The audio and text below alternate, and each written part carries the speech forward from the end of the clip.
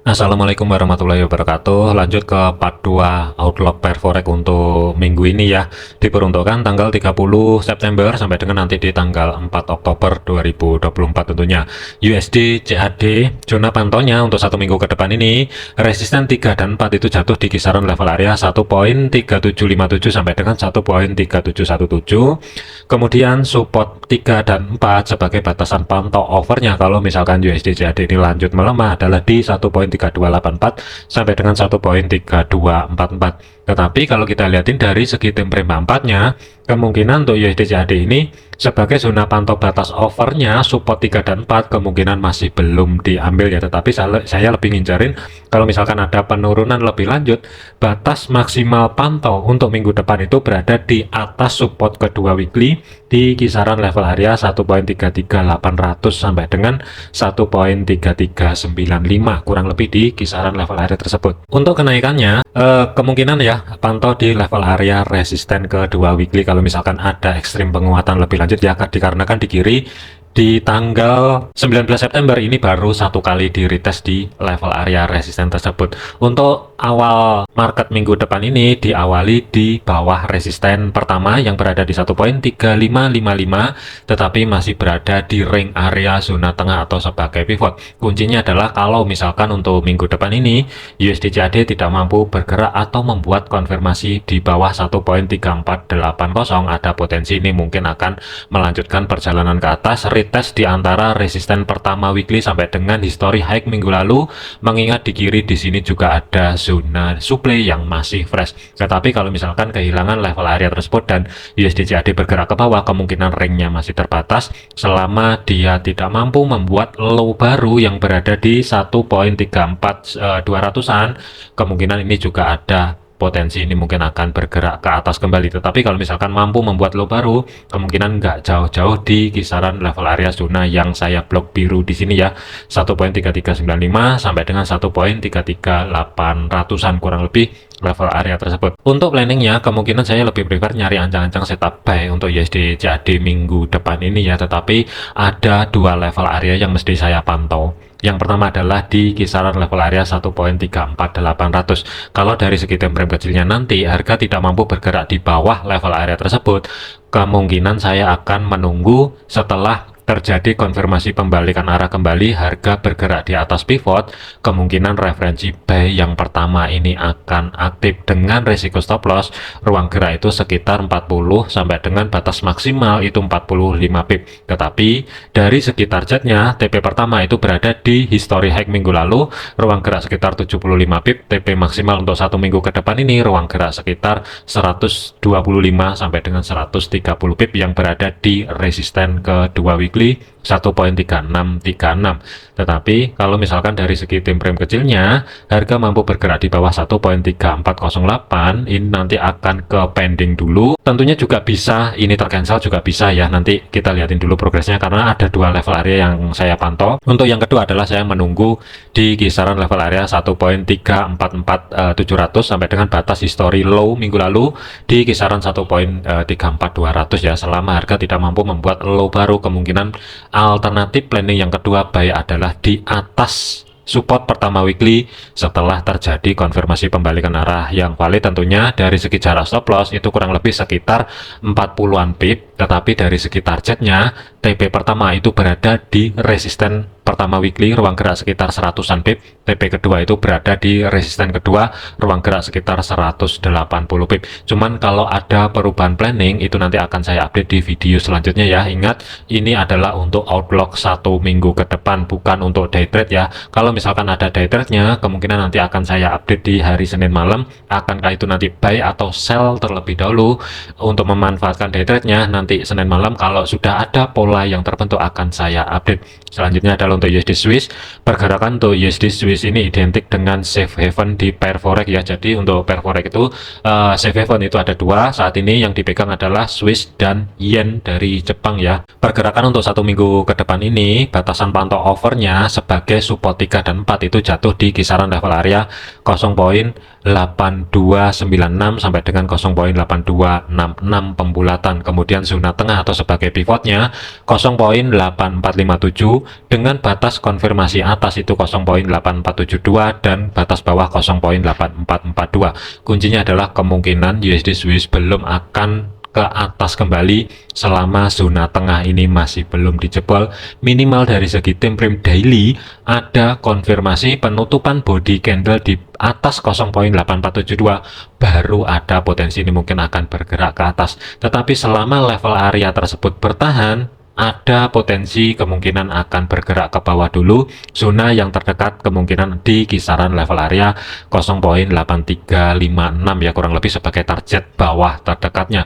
Meskipun ada batasan pantau overnya untuk 1 minggu ke depan ini, resisten 3 dan 4 jatuh di 0.8649 sampai dengan 0.8618, kemungkinan masih belum akan dicapai terkecuali surprise dari data NFP. Kalau misalkan positif di atas rata-rata atau di atas perkiraan ya, baru ada potensi ini mungkin akan cepat kedorong ke atas. Tetapi kalau misalkan tidak terjadi, sementara batas pantau maksimal untuk 1 minggu ke depan dari segi teknikal skip dulu, beralih di 0.8558 sebagai batas pantau maksimal sementara ya. Kalau misalkan saya tarik ke kiri, di sini juga ada zona supply yang masih belum di break di level area resisten kedua weekly. Saya lebih ngincerin untuk USD Swiss ini nanti wait and see terlebih dahulu, dikarenakan untuk level area dari segi time frame H4 nya ya, ini juga rawan sideways. Jadi kalau misalkan saya gambar batas sideways bawah itu berada di kisaran level area zona yang saya blok merah di sini ya, kurang lebih kalau saya tarik ke kiri, batas bawah sideways itu di kisaran level area 0.83800 sampai dengan 0.8395. Kemudian untuk batas atas yaitu sedikit di bawah level area resisten kedua weekly yang berada di 0.8558. Jadi ada potensi bisa jadi USD Swiss 1 minggu ke depan ini sideways berlanjut juga bisa, melanjutkan perjalanan ke bawah juga bisa. Tetapi kalau dia ke bawah terlebih dahulu, hati-hati di dua level area. Yang pertama adalah zona yang saya blok merah di sini, level areanya itu 0.8392 sampai dengan 0.83800 pembulatan. Tetapi kalau misalkan bergerak lebih dalam, pantau di kurang lebih 0.8355, kemungkinan masih belum jauh-jauh di kisaran level area tersebut. Tetapi kalau misalkan sideways ini berlanjut, kita lihatin dari segi time frame H1 nya, rawan harga ini bergerak balik ke atas selama level area 0.83800 tidak dijebol ya. Ini rawan bergerak balik ke atas. Yang pertama adalah kemungkinan retest di zona tengah sebagai pivot, sebagai penentunya akankah USD Swiss ini melanjutkan perjalanan ke atas kembali atau berjalan ke bawah kembali. Kalau misalkan saya gambar, yang pertama kemungkinan ada potensi ini mungkin akan lanjut ke bawah dulu, tetapi 0.83800 kalau aman tidak dijebol, ada potensi ini mungkin akan bergerak balik ke pivotnya, dan ini sebagai penentunya dengan batas konfirmasi atas 0.8472. Kalau daily close-nya nanti ada penutupan di atas level area tersebut, hati-hati, bisa aja ini langsung spike ke atas menuju level area resisten kedua weekly yang berada di 0.8558. Tetapi kalau misalkan batas konfirmasi atas ini nanti aman, ada potensi ini mungkin akan melanjutkan perjalanan ke bawah kembali.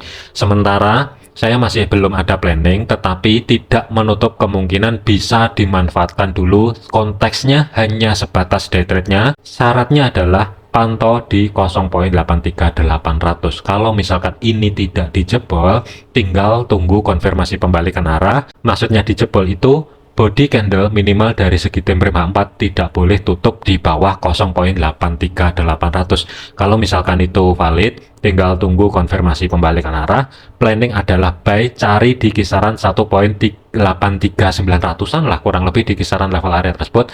Entah itu nanti doji, hammer, atau bullish engulfing, atau konfirmasi-konfirmasi pembalikan arah yang lain ya. Dari segi pola pembentukan candlenya, cari sendiri, sesuaikan juga dengan planning ataupun analisa rekan-rekan semua ya.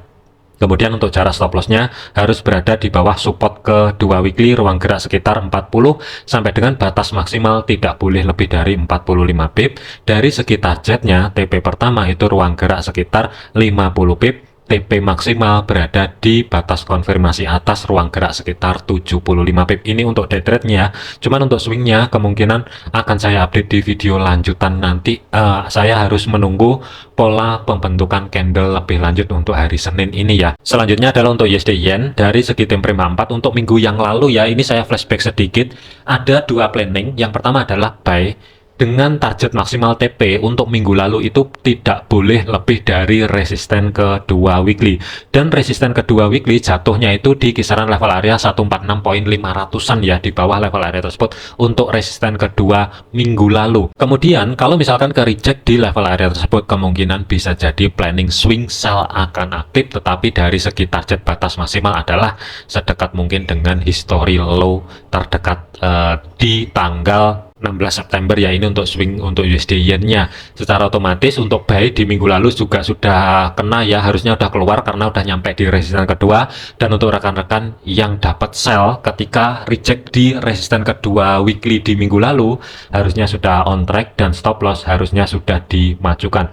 Untuk minggu ini batas pantau overnya kalau misalkan ada penurunan ekstrim dari USD Yen, support 3 dan 4 itu jatuh di 138.38 sampai dengan 137.300 pembulatan. Support kedua itu berada di 140.600. Support pertama yang saat ini berubah fungsi sebagai level area resisten itu berada di 142.800. Zona tengah atau sebagai pivotnya itu berada di 144.300 pembulatan, dan batas pantau over maksimal untuk satu minggu ke depan ini ya, kemungkinan resisten 3 dan 4 ini masih belum akan dicapai, tetapi pantau aja kalau misalkan balik naik kembali sebagai batasan pantau over maksimal untuk satu minggu ke depan ini, kemungkinan nggak jauh-jauh di antara 146.500 sampai dengan 145.75. Untuk pergerakan minggu depan ini kalau kita lihatin dari segi time frame H1, harga ini kan kuat ke bawah dan open market di hari Senin besok ini di bawah support yang saat ini berubah fungsi sebagai level area resisten,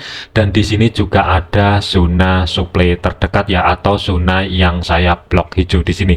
Jadi kuncinya di zona yang saya blok hijau di sini, selama harga tidak mampu bergerak di atas level area tersebut, kemungkinan masih belum akan ada koreksi ke atas. Jadi rawan ini nanti drop secara signifikan ke bawah ya. Jadi planningnya masih belum ada untuk saya pribadi, tetapi saya lebih ngincerin ada dua posisi yang akan saya pantau. Kalau misalkan yang pertama dia bergerak ke bawah dulu di 140.600 pembulatan, selama daily close-nya tidak mampu tutup di bawah level area tersebut, nanti dari segi time frame kecilnya minimal H1 ya, atau liatin di H4-nya, kalau ke reject dan ada konfirmasi pembalikan arah kembali, harga bergerak di atas 141, kemungkinan referensi buy itu akan ada lagi. Konteksnya hanya sebatas memanfaatkan koreksi, tetapi dari segi jarak untuk stop loss batas maksimal tidak boleh lebih dari 90 pip. Tetapi dari segi targetnya, TP pertama ruang gerak sekitar 175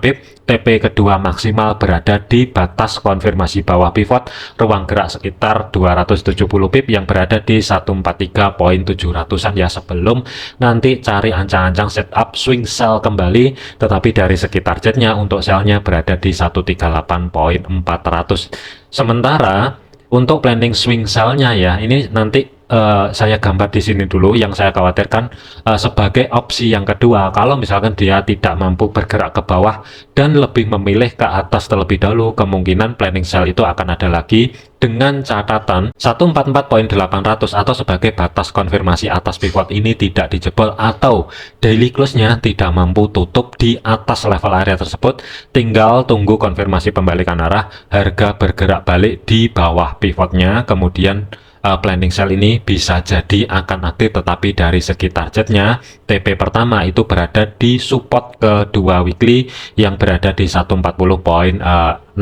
ya, ruang gerak sekitar 360 pip. TP maksimal memang ada support ketiga ruang gerak sekitar 580 pip, tetapi hati-hati kalau misalkan level area tersebut sampai dengan nanti di hari Jumat sebelum NFP rilis, kalau misalkan belum mencapai level area tersebut, hati-hati. Saran saya adalah mending keluar posisi atau minimal pikirin dulu akankah di hold posisinya atau mau keluar semua. Pikirin baik-baik ya, karena ada event penting sebagai NFP untuk minggu depan ini yang jatuh di hari Jumat besok ini. Kemungkinan kalau misalkan harga kedorong ke atas terlebih dahulu ya bisa aja dimanfaatkan untuk day trade-nya, tetapi waspadai 142.800. Yang saya khawatirkan ini nanti false break, harga bergerak balik ke bawah, membentuk low baru atau break low, dan harga ini nanti bermain-main di antara ring area 142.800 sampai dengan 140.600 ya. Waspadai sideways di kisaran level area tersebut. Terakhir untuk oil ya, untuk 1 minggu ke depan ini, untuk planning minggu lalu kan cari ancang-ancang setup buy sebenarnya, cuman saya ulas sedikit untuk pergerakan 1 minggu ke depan ini ya, sebagai batasan pantau overnya 1 minggu ke depan ini ya, meskipun ada level area support 3 dan 4, 62.28 sampai dengan 60.93, kemungkinan untuk XTA USD kemungkinan nggak akan mencapai level area tersebut ya, kalau misalkan kedorong lebih dalam. Zona pantau atau batas maksimal untuk minggu depan ini di kisaran level area 65.00 sampai dengan 64.98 ya, ini sebagai batas pantau over kalau misalkan XTA USD ini bergerak kedorong ke bawah sebelum melanjutkan ke atas kembali. Jadi support 3 dan 4 saya skip terlebih dahulu. Kemudian zona tengah atau sebagai pivotnya yang berada di 69.48, hati-hati di sini juga ada zona supply atau bis drop ya, bertumpuk juga dengan level area support resisten di kirinya, hati-hati kemungkinan akan ada pentalan ketika menyentuh level area tersebut ke bawah kembali ya di 67.68 sebelum harga ini kedorong ke atas. Untuk batas maksimal pantau untuk 1 minggu ke depan ini, kalau misalkan ada kenaikan secara ekstrim, memang ada level area sebagai resisten 3 dan 4, 78 sampai dengan 76.67, tetapi kemungkinan nggak akan mencapai level area tersebut ya untuk batasan pantau maksimal 1 minggu ke depan. Saya lebih prefer kalaupun misalkan ekstrim kedorong ke atas untuk XTA USD, pantau di kisaran 7398 sampai dengan level area 74. Planning adalah cari ancang-ancang setup buy untuk posisi saya pribadi, tetapi saya akan liatin dulu progresnya. Kalau misalkan dia kedorong ke bawah dan harga ini nanti tidak mampu membentuk atau membuat low baru di minggu yang sebelumnya, kemungkinan referensi buy yang pertama ini akan ada lagi. Cari di kisaran level area di atas 67.68 setelah terjadi konfirmasi pembalikan arah yang valid. Tentunya kalau misalkan harga nanti kedorong ke bawah lebih dulu, biarin dulu, jangan dikejar, tapi setelah terjadi konfirmasi pembalikan arah dan harga bergerak balik di atas level area 67.68, baru referensi buy ini yang pertama akan aktif. Tetapi dari segi jarak untuk stop lossnya, hati-hati, saran saya adalah taruh di bawah 66.50 ya, ini untuk jarak stop lossnya. Tetapi dari segi targetnya, TP pertama itu berada di 70.15, ini sebagai target pertama. Target maksimal adalah sedikit di bawah history high minggu lalu atau pepetin di level area resisten pertama weekly. Sebenarnya ini juga nggak masalah ya, tetapi kalau misalkan harga kedorong lebih dalam, kuncinya adalah di 64.98 sampai dengan 65 ya, selama harga dari segi daily close-nya tidak mampu tutup di bawah level area tersebut, kemungkinan referensi buy yang kedua ini juga bisa aja aktif. Tinggal tunggu konfirmasi pembalikan arah dari segi time frame 4-nya. Kalau misalkan ada doji hammer atau bullish engulfing, kemungkinan skenario yang kedua ini akan aktif. Tetapi dari segi jarak untuk stop loss-nya harus berada di bawah 64 ya, dikarenakan ini untuk swing bukan untuk day trade. Kemudian untuk TP-nya zona tengah atau sebagai pivot di sini 69.48, ini sebagai target yang pertama. Target yang kedua adalah di resisten pertama weekly. Mana yang valid sesuaikan dengan planning dan analisa rekan-rekan semua ya. Untuk posisi saya pribadi, saya lebih ngincerin buy di XTA USD. Oke, jadikan video ini sebagai referensi, jangan dijadikan sebagai patokan. Sesuaikan juga dengan planning dan analisa rekan-rekan semua. Jangan overload, jangan overtrade. Sampai jumpa di video yang selanjutnya.